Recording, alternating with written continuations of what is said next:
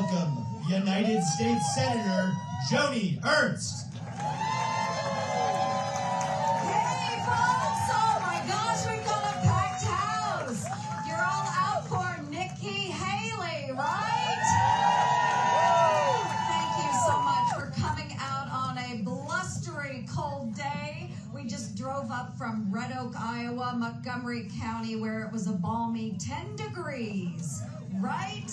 Okay, well, we're so glad you're coming out. It is an exciting weekend. We have caucuses tomorrow night. Everybody knows where their precinct is, right? Okay, not the response I wanted. Okay, go to caucuswithjoni.com and we'll let you know where to go. Shameless plug. So we want you to turn out in droves tomorrow night. Go out and support your favorite candidate. Who would that be? Nikki!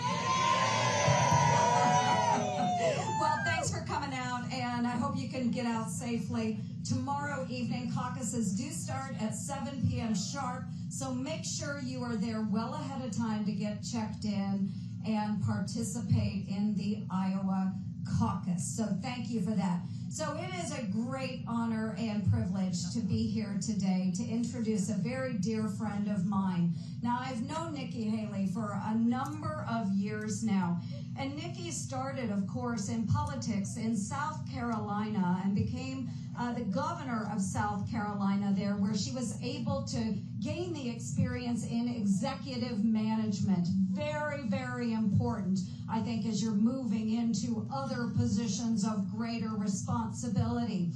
So she showed her real intestinal fortitude. That's what I say about Nikki, is she's got intestinal fortitude, because that woman is strong, right? She went into the governor's office, was fabulous. Yes, as many of our women do. We've got our women in pink here. Thank you so much, women for Nikki. But she really showed her strength as a governor, and it was because of that strength that President Donald Trump decided to appoint Nikki Haley as our ambassador to the United Nations, where she went on to stare down dictators and authoritarians from all around the globe. Let's go! Yes. So she went into the United Nations, and she really showed her strength there as well. And I truly appreciate that. As a combat veteran, the first female combat veteran to serve in the United States Senate, I appreciate when someone has foreign policy or military experience. And she has that.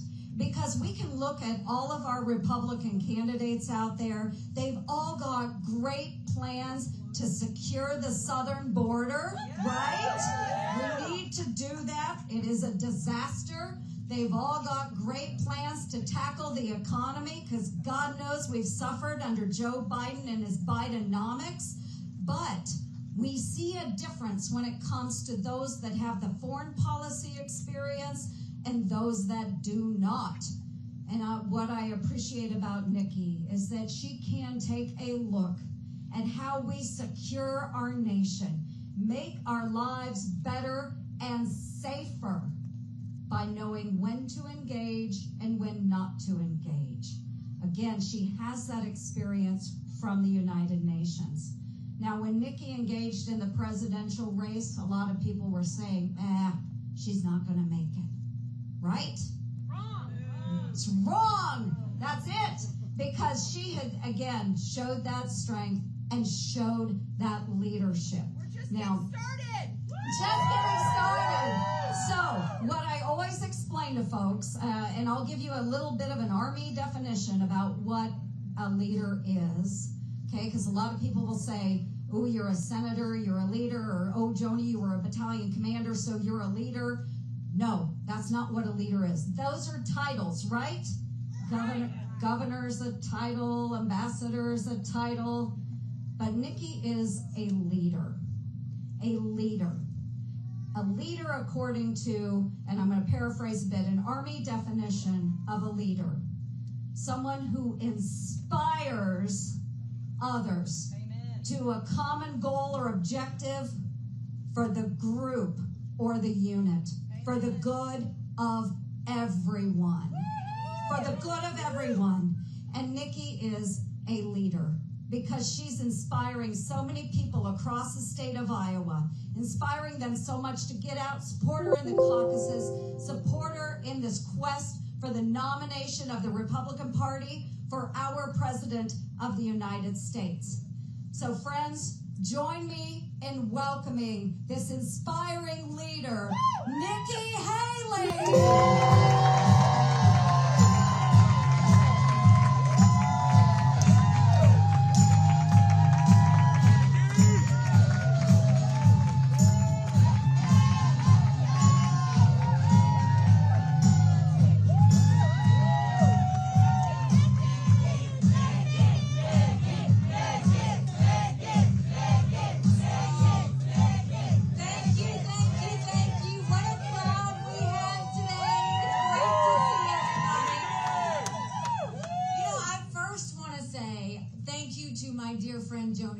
She is such a rock star.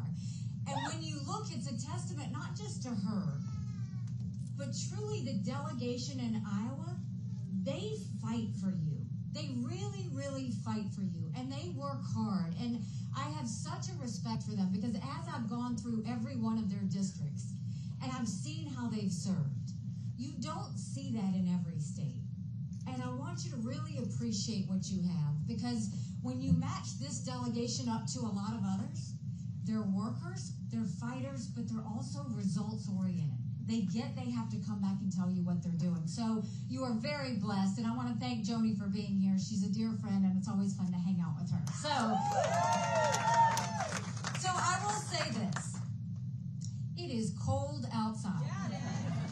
And let me tell you how cold it is. So I've been doing this for 11 months. We've been all over this state so many times I can't count. And in 11 months, going back to like October, November, December, I would do all these town halls and I would say, y'all, it's cold out there. And y'all would laugh at me, right? You would laugh at me like that. Now I get it. I get why you were laughing at me because this is truly cold.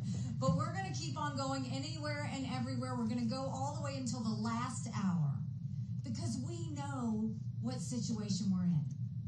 If you look at what's happening in the country, it's tough right now. And you don't have to turn on the news to hear how bad it is. You feel it. You feel it when you go to the grocery store. You feel it when you go to the gas station. You feel it when you make your mortgage payment or your insurance payment. We're $34 trillion in debt.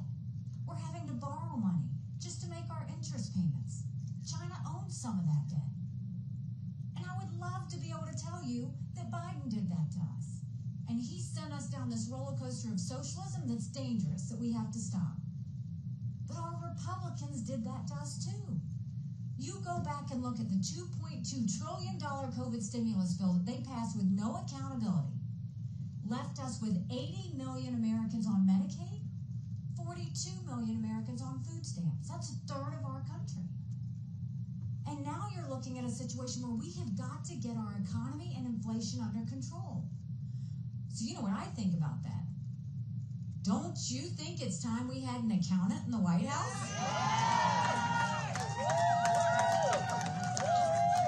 We'll take on our economy, we'll take on inflation, and we'll do that by clawing back the $100 billion of unspent COVID dollars that are out there. Instead of 87,000 IRS agents going after middle America, we'll go after the hundreds of billions of dollars of COVID fraud. 1 out of every $7 was spent fraudulently. If 8% of our budget is interest, quit borrowing. Cut up the credit cards. You have to balance a budget every day. I had to balance a budget as governor. Why is Congress the only group that refuses to balance a budget? Get him, Nikki, get him! We'll stop the spending, we'll stop the borrowing, we'll eliminate the earmarks, and I'll veto any spending bill that doesn't take us back to pre-COVID levels. That will save us trillions. Then we will take as many federal programs as we can and send them down to the state level. That will reduce the size of the federal government, but it will empower people on the ground. Think education, think welfare, think healthcare, think mental health. All of those things can go down to the state so that you decide how best to use those resources. And then we need to let the middle class breathe again. That's why I want to eliminate the federal gas and diesel tax in this country. We want to cut taxes on the middle class and simplify the brackets. And we need to make the small business tax cuts permanent. They made the corporate tax cuts permanent, but they made small business tax cuts temporary. Small businesses are the heartbeat of our economy. We need to start acting like it. Then when it comes to education, right now in America, only 31% of 8th graders are proficient in reading. Think about that. Only 27% of 8th graders are proficient in math. If we don't do something and do something quickly, we're going to be in a world of hurt 10 years from now. In South Carolina, we knew if a child couldn't read by 3rd grade, they were 4 times less likely to graduate high school. So we need to do across the country what we did there. Instead of pushing those kids forward, we held them back. We brought in their parents. We did reading remediation, and we set them up for success. We have to do that all over our country. We have got to get our kids reading again. Amen. And no parent should ever wonder what's being said or taught to their child in the classroom. We need complete transparency. And we will do that by having every curriculum online so that parents can see what's being taught to their kids. And then every parent has one job, and that's to make sure their children get a good education. They should be able to decide where their kids go to school. They should be able to decide what mode of education works for their child. Stop mandating education based on a zip code. And then let's build things in America again. Let's put vocational classes back into our high schools. We had apprenticeships all over South Carolina. We taught our kids how to build the things we were making. We got them invested in the economy even before they finished school. And then, as a mom, we love our boys. But for all you girl dads out there and all you strong moms, we have to raise strong girls. Strong girls become strong women. Strong women become strong leaders. And none of that happens if we have biological boys playing in girls' sports. We've got to cut that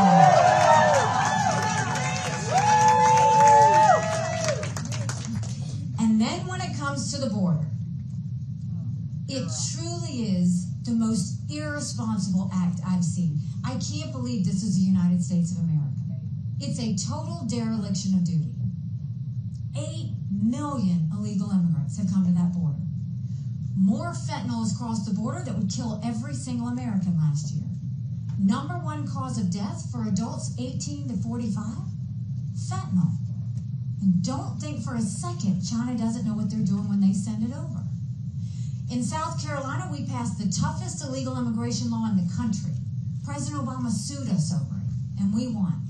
We will take what we did in South Carolina and we'll go national with it. We will do a national E-Verify program and require that businesses have to prove that the people they hire are in this country legally. We will defund sanctuary cities once and for all. No more safe havens for illegal immigrants. We will put 25,000 Border Patrol and ICE agents on the ground and let them do their job. We will go back to the Remain in Mexico policy so that no one steps foot on U.S. soil. And instead of catch and release, we'll go to catch and deport. That's the way we'll stop what's happening on our border. And let me start here. America should always take care of those who take care of us. But I'm going to ask you for taking care of those who take care of us. Right now in America, over 35,000 of our veterans are homeless.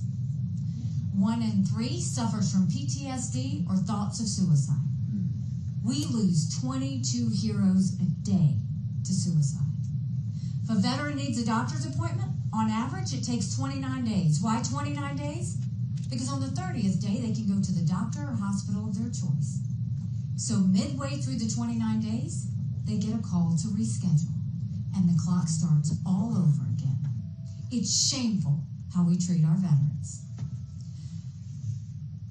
Michael, my husband, is a combat veteran. he deployed to Afghanistan. When he came back home to us, that was a lot of prayers answered. But that was the easy part. When we got home, life got hard. Michael couldn't hear loud noises. He couldn't be in crowds. Life had passed him by for the year that he was gone, and the transition was tough. We can't just love our men and women when they're gone. We gotta love them when they come back home, too. Let's do more than just that 2-week stateside transition. We need to be doing telehealth and letting them get the mental health care they need right when they need it. They should be able to go to the doctor or hospital of their choice. They've earned that right. And I think the way we deal with the VA is I think every member of Congress should have to get their health care from the VA, and you watch how fast that gets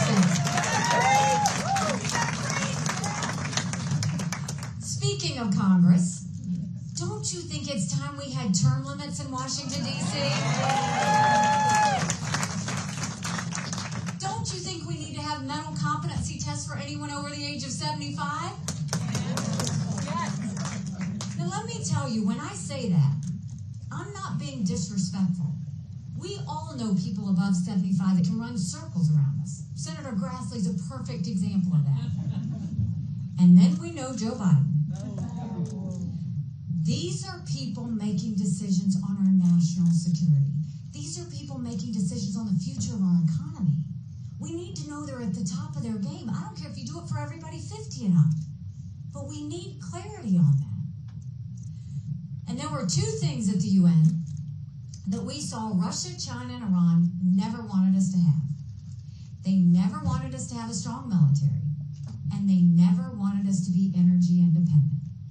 We won't be energy independent. We'll be energy dominant. Let's do it. We will get the EPA out of the way. Right now, they care more about sagebrush lizards than they do about whether we can afford our utility bill. We'll speed up the permitting. We'll start the pipelines, including the Keystone Pipeline. We'll export as much liquefied natural gas as we can. We'll do nuclear power. We'll make sure that we build up the biofuels industry to make it the opportunity we know it can be. And that includes supporting the renewable fuel standard. We shouldn't just do energy as just enough to take care of America.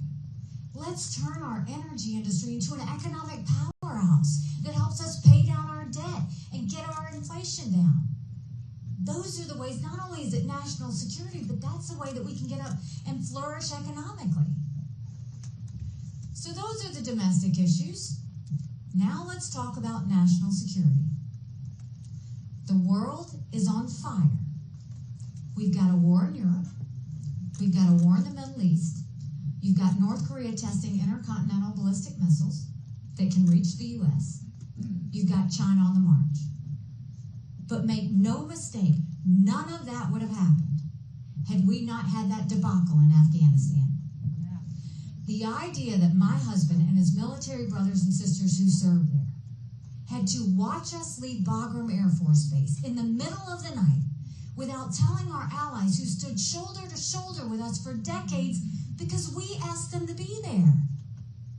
Think about what that told our friends. More importantly, think about what that said to our enemies. And now what are you hearing out of Congress? Should we support Ukraine or should we support Israel? Should we support Israel or should we secure the border? Don't let them lie to you like that. That's a false premise and they know it. I'm going to tell you why. I learned every day at the United Nations. Terrorists, dictators, and thugs always tell us what they're going to do. They're amazingly transparent. Think about Ukraine. Here you had this pro-American, freedom-loving country that was invaded by a thug. 500,000 people have died or been wounded because of Putin. Now, when I tell you that terrorists and dictators and thugs always tell us what they're going to do, let's think about it. Hamas said they were going to go into Israel. They did. China said they were going to take Hong Kong. It happened. Russia said they were going to invade Ukraine. We watched it. China says Taiwan is next. We better believe them. Russia said once they take Ukraine, Poland and the Baltics are next. Those are NATO countries. That puts America at war. This is about preventing war. It's always been about preventing war. And we know Putin's hit rock bottom. We know that because he's lost 87% of his fighting forces that started the war. They've raised the draft age in Russia now to 65. They're getting their drones from Iran and missiles from North Korea. Putin knows he's in trouble. Now, I will be the first one to tell you, I don't believe in giving any cash to any country, friend or enemy, because you can't follow it and you can't hold it accountable. I don't think we should put troops on the ground in Ukraine, and they don't want them. They want to be able to win this war on their own. But I believe we should give them the equipment and ammunition to win, to prevent war. Now, if we supported Ukraine, that's only 3.5% of our defense budget. That's it. The Europeans are paying more than that, and they should. It's their neighborhood. Now let's go to Israel. For any of you asking why we should support Israel, Israel is a bright spot in a tough neighborhood. It's the tip of the spear when it comes to defeating terrorism. It has never been that Israel needs America. It has always been that America needs Israel. And when you look at that horrific day of October 7th and what happened, when they beheaded those people and burned those babies alive and took those girls from the concert and raped them and dragged their naked bodies through the streets of Gaza, what did they say? Death to Israel, death to America. That's why we have to care. Remember when I told you Putin hit rock bottom? That horrific day of October 7th is Putin's birthday. Who's the happiest man in the world right now? Putin. Why? Because the U.S. and the West took all our eyes off of Ukraine and moved it to Israel. Putin didn't call Netanyahu right away. He waited 10 days to call. You know who he did call? Hamas. They came the next day and held hands and said they were friends. If we support Ukraine and we support Israel, that's only 5% of our defense budget. Now, securing the border, priority number one. Right now, America's acting like it's September 10th, and we better remember what September 12th felt like, because it only takes one. So we should absolutely do that first thing and secure the border. So if we support Ukraine and we support Israel and we secure the border, that's less than 20% of Biden's green subsidies. So don't let them tell you you have to choose. A president and Congress needs to choose national security. They need to choose preventing war. They need to choose protecting Americans. There's a reason the Taiwanese want the U.S. and the West to support Ukraine. Because they know if Ukraine wins, China won't invade Taiwan. There's a reason the Ukrainians want the U.S. and the West to support Israel. Because they know if Iran wins, Russia wins. China, Russia, and Iran are bound together in an unholy alliance. They are bound together in their hatred of freedom, of democracy, and of all things the United States of America. We need to wake up to how to prevent war. So we have the answers to the domestic policy and the national security needs. But now we've got to look at where we are in this election. You go to the caucuses tomorrow. I know you're excited. I'm excited because it's been 11 months and it comes down to tomorrow. And I know y'all are excited because it means no more commercials and no more mail and no more text messages. I totally get that. We saw that in South Carolina. We love to see the presidential candidates come and we love to see the presidential candidates go. But when I tell you that the country's in disarray and the world's on fire, what does that mean for us? Hard truth. Republicans have lost the last 7 out of 8 popular votes for president. That's nothing to be proud of. We should want to win the majority of Americans. But the only way we're going to win the majority of Americans is if we have a new generational leader that leaves the negativity and the baggage behind and focuses on the solutions of the future.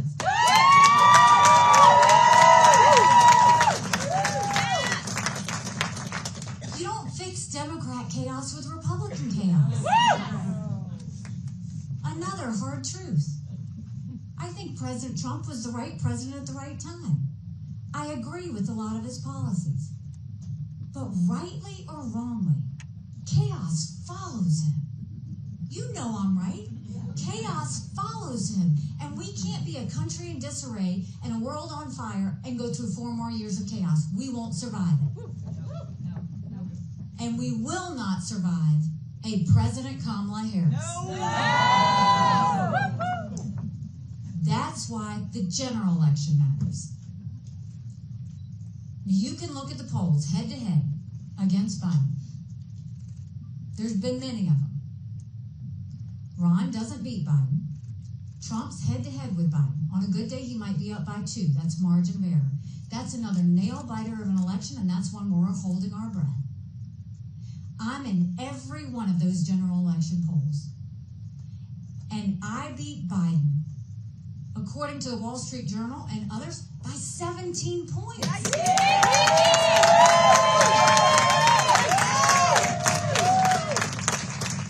That's bigger than the presidency. That's the House. That's the Senate. That's governorships all the way down to school board.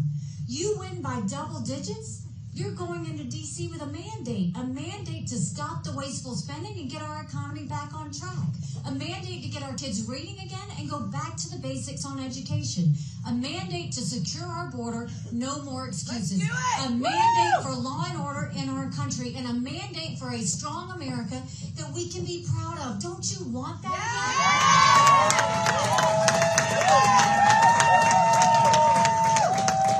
Because we can have that. But in order to do that, it's going to take a lot of courage. Courage for me to run. And courage for every one of you to know. Don't complain about what happens in a general election if you don't play in this caucus. Yes. It matters. I dropped my husband, Michael, off at 4 a.m. 6 months ago for another year-long deployment. And I watched him and 230 soldiers pick up their 2 duffel bags of belongings to go to a country they've never been to, all in the name of protecting America. They're willing to sacrifice their lives and their families because they still believe in this amazing experiment that is America. So if they're willing to sacrifice for us there, shouldn't we be willing to fight for America here? Yeah. Because we have a country to save. But if we're going to do that, it starts now. It starts by realizing that this is the time. While Michael's deployed, my kids have stepped up.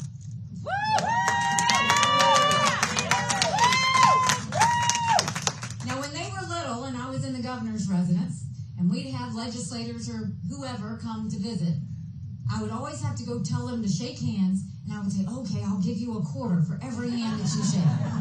And they would always have a bill for me, right, at the end. Now they're older, and I don't have to pay them anymore, but they've been out there knocking on doors and putting up yard signs and shaking hands.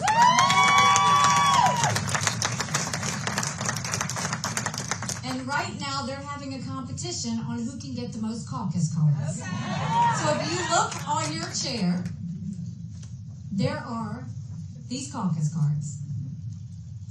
And it tells you, fill it out if you're going to caucus for us, fill it out if you want to volunteer, fill it out if you want to be a part of things. But do something.